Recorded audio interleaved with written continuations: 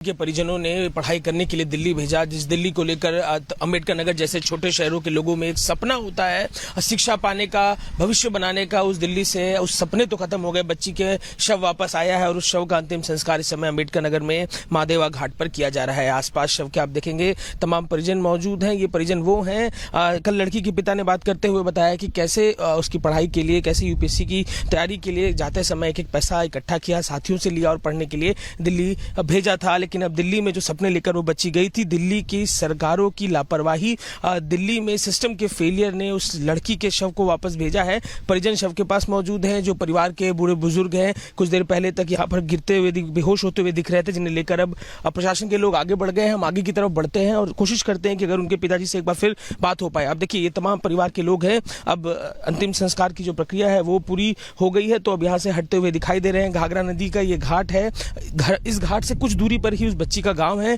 कल पिताजी बता रहे थे उनके कि पढ़ने में बड़ी मेधावी थी, चाहती थी कलेक्टर बनना, पढ़ाई के लिए काफी प्रयासरत थी। लेकिन अब जिस तरीके से ये घटना घटी है, सपने परिजनों के भी टूटे हैं और जिस बच्ची को पाला, जिस बच्ची को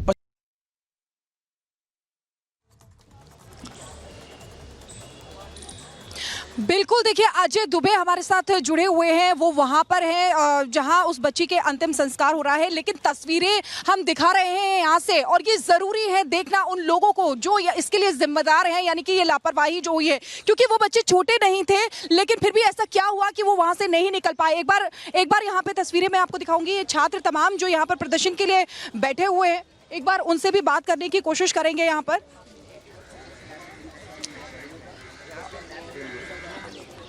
इधर से आएंगे और देखिए, ये इसलिए जरूरी है, कई सवाल यहाँ पर खड़े होते हैं। आप क्या कहेंगे? हमें नंबर ऑफ कैजुअलिटी, सबसे पहले बात नहीं पता कि कितने बच्चे यहाँ उनकी मौत हुई है। 3 ये क्लेम करे, बट हमें ये पता है कि 3 से ज़्यादा बच्चों की मौत हुई है। सुबह 4 बजे तक उन बच्चों को निकाला जा रहा था, फायर ब्रिगेड आई थी, बट 3 से ज़्यादा बच्चे मरे। पहली बात ये। दूसरी बात, जो प्रेस रिलीज राव ने किया, उन्होंने उसमें कोई माफ़ी मांगी नहीं है। उन्होंने बस अपना परिवार के लिए बोला है, लेकिन उन्होंने कोई माफ़ी मांगी नहीं है। और दूसरा, कोई कंपनसेशन की बात नहीं हुई उस प्रेस रिलीज में। तो हम वो चाहते हैं कि राव आईएएस भी कंपनसेशन दे जो बच्चे मरे हैं उनको। ठीक है, आप क्या कहना चाहेंगे? सबसे पहले तो इसमें मतलब ये जो बात सही कही कि अकाउंटेबिलिटी लेने की जैसी कोई बात नहीं है, अकाउंटेबिलिटी ली जाए। और दूसरा सबसे बड़ा जो गंभीर समस्या ये है कि ये पूरा कोचिंग माफिया चल रहा है। जैसे कहने को 3 लोग मरे हैं और उसके बाद पूरा डेटा छिपाया जा रहा है। आखिर क्यों पूरी स्टेट मिलके, चाहे वो एमपी हो, एमएलए हो या फिर एमसीडी हो, क्यों ये डेटा छुपा रही है? क्योंकि उनको इस कोचिंग माफिया को प्रोटेक्ट करना है। इन सबको पता था कि ये सारे इलीगल तरीके से लाइब्रेरी चल रहे थे ग्राउंड बेसमेंट में, और रिस्क बना हुआ था। 4-5 दिन पहले एक लड़के की मौत हो गई थी यहीं पटेल नगर में इलेक्ट्रोक्यूशन होने से। तो ये सारी गंभीर समस्याएं सबको पता थी। अभी आके बंसूरी स्वराज से लेकर के जितने भी एमसीडी के लोग हैं, एक दूसरे पे दोषारोपण कर रहे हैं, ब्लेम गेम खेल रहे हैं। इनको एक बलि का बकरा चाहिए जिसको फंसाओ और उसके बाद निकल जाओ। लेकिन ये जितना भी प्रॉब्लम है, जो कोर में जो प्रॉब्लम है, ये पूरा कोचिंग माफिया जिस तरीके से काम कर रहा है, लाखों कोचिंग माफिया की बात कर रहे हैं। और देखिए, इसलिए लाखों लाख रुपए स्टूडेंट से लिए जाते हैं और सिक्योरिटी नाम की कोई चीज नहीं होती है। लाखों लाख रुपए स्टूडेंट से लिए जाते हैं कोचिंग के नाम पर, लेकिन सिक्योरिटी की कोई ऐसी बात नहीं है। यहाँ पर और भी लोग हैं। और देखिए, ये आप कुछ कहना चाहेंगे? यानी कि दुख जो है इन छात्रों को इसलिए है क्योंकि लगातार ये हर दिन संघर्ष करते हैं और अपने भविष्य को बनाने के लिए भी संघर्ष करते हैं, इस देश की सेवा के लिए संघर्ष करते हैं। लेकिन फिर भी इस तरीके से अगर छात्रों के लिए होगा तो इनके मन में सवाल खड़े होंगे। महिमा हमारे साथ सीधे जुड़ी हुई है, उनके पास जाना चाहेंगे। महिमा, ओवर टू यू। देखिए, बड़ी खबर सामने आ रही है फिलहाल, और बड़ी खबर आपको बता दें, जहां पर अब दिल्ली पुलिस एक्शन मोड में नजर आ रही है। और दिल्ली पुलिस अब जो है एमसीडी को नोटिस जारी करने वाली खबर इस वक्त मिल रही है शिखा। और ये खबर मिल रही है कि दिल्ली पुलिस जो है वो एमसीडी के अधिकारियों से पूछताछ करने वाली है। अवैध बेसमेंट को लेकर सवाल पूछे जाएंगे। अनुमति मिली थी यहाँ पर चोरी, लेकिन अनुमति मिलने के बावजूद भी यहाँ पर लाइब्रेरी बनाई गई, उसको लेकर के भी सवाल पूछा जाएगा। देखिए, बड़ी खबर आपको इस वक्त बता रहे हैं, जहाँ पर दिल्ली पुलिस जो है वो पूछताछ करने वाली है। और ये खबर मिल रही है कि दिल्ली पुलिस जो है एमसीडी को नोटिस भेजते हुए नजर आएगी। और यहाँ पर एमसीडी के जो अधिकारी है, जो उसके पीछे संलिप्त लोग माने जा रहे हैं, जिसमें 3 छात्रों की मौत हो गई है, उनसे अब सवाल पूछा जाएगा। और एक एक करते हुए एमसीडी के जो अधिकारी उनसे पूछताछ की जाएगी। आपको तस्वीरें भी लगातार हम दिखा रहे हैं। यहाँ पर इस वक्त लगातार हम देख रहे हैं कि सुरक्षा का पहरा जो है बड़ा बढ़ता हुआ इस वक्त नजर आ रहा है। और आप तस्वीरें दिखाइए जरा, बैरिकेडिंग यहाँ पर की गई है और एक तरफ नहीं बल्कि दूसरी तरफ चारों तरफ से यहाँ पर बैरिकेडिंग की गई ताकि यहाँ पर जो छात्र है कल की तरह वो स्थिति ना बने जैसे यहाँ पर बड़ी संख्या में छात्र पहुंच गए थे। और अभी आप देखेंगे कि धीरे धीरे यहाँ पर पुलिस की डिप्लॉयमेंट और की जा रही है। अभी इससे पहले यहाँ पर कम पुलिसकर्मी थे, लेकिन धीरे धीरे जैसे जैसे समय बीतता जा रहा है हम देख रहे हैं कि एक तरफ भी और दूसरी तरफ भी यहाँ पर बैरिकेडिंग की गई है और पुलिस प्रशासन यहाँ पर लगातार बढ़ता हुआ नजर आ रहा है और रैपिड एक्शन फोर्स भी लगातार करते हुए नजर आ रहे हैं। और अब देखना होगा कि यहाँ पर खबर ये भी मिल रही है कि जेएनयू के कुछ छात्र भी पहुंचने वाले हैं। एक एक करके छात्र यहाँ पर पहुंचते हुए नजर आएंगे, लेकिन उससे पहले तस्वीरें और बड़ी खबर आपको सबसे पहले हमने बताई कि एमसीडी के अधिकारियों से पूछताछ की जाएगी, पुलिस नोटिस भेजते हुए नजर आने वाली है। आखिर ये हादसा है या फिर बड़ी लापरवाही, तमाम सवाल खड़े होते हैं और हत्या का जिम्मेदार कौन है ये भी तमाम सवाल खड़े होते हैं। इस पर आपके लिए एक रिपोर्ट हमने तैयार किया, आप उस रिपोर्ट को देखिए।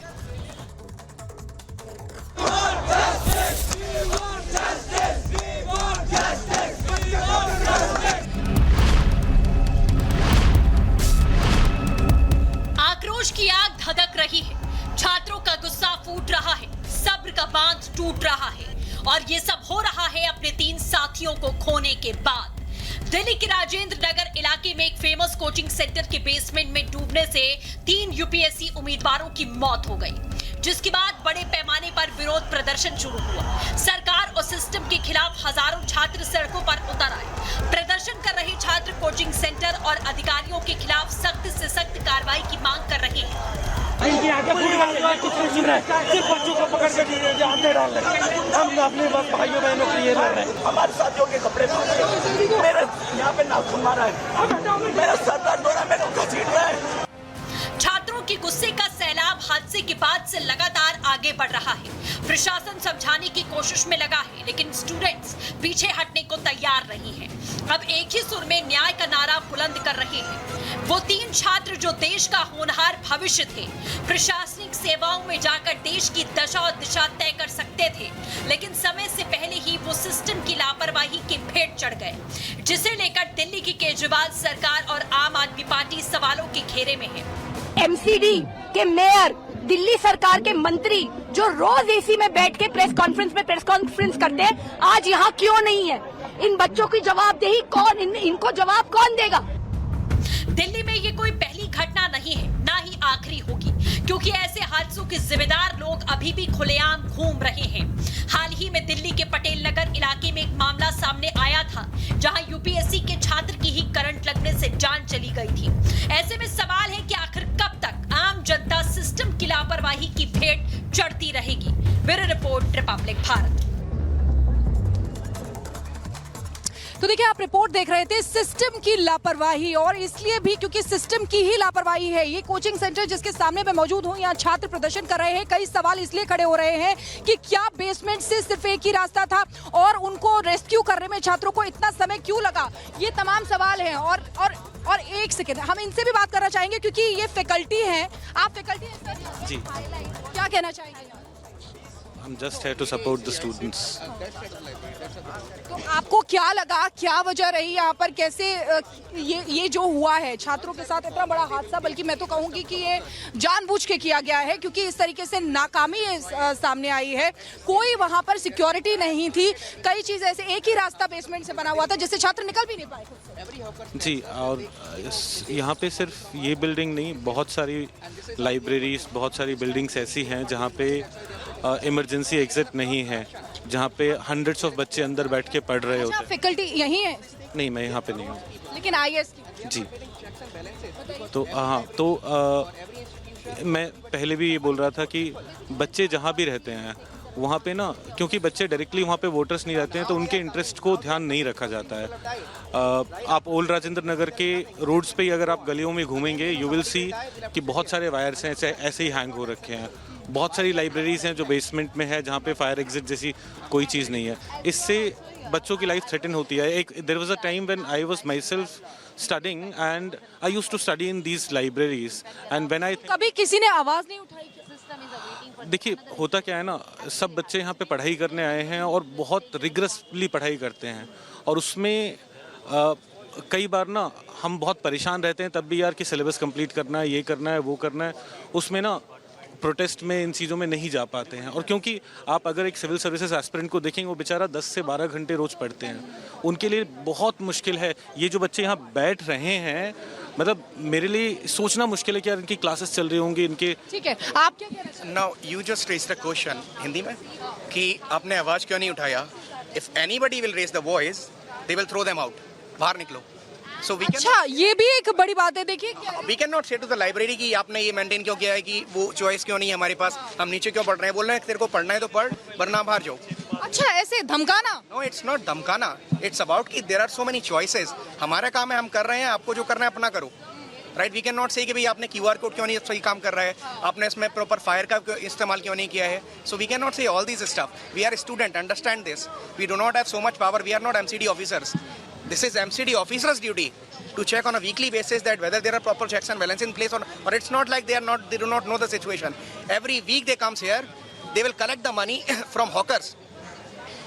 Even a small area of hawkers will give even a छोटे से एरिया का हॉकर, अगर आप 50 हॉकर वहाँ पे खड़े कर देंगे तो वो 1 लाख रुपए कम से कम देता है यहाँ पे, अपने सिर्फ सवारी खड़ा करने का, बिरयानी बेचने का, पोहा बेचने का, बिकॉज ये स्टूडेंट मार्केट है। लेकिन उनको दिख रहा है कि यहाँ कई सारी चीजें गलत हो रही हैं, वो उस पर एक्शन नहीं लेंगे। So this is the देखिए, ये कई सवाल हैं ये जो छात्र उठा रहे हैं। आप कुछ कहना चाहेंगे? या I also want to request, Hindi में बोलिए।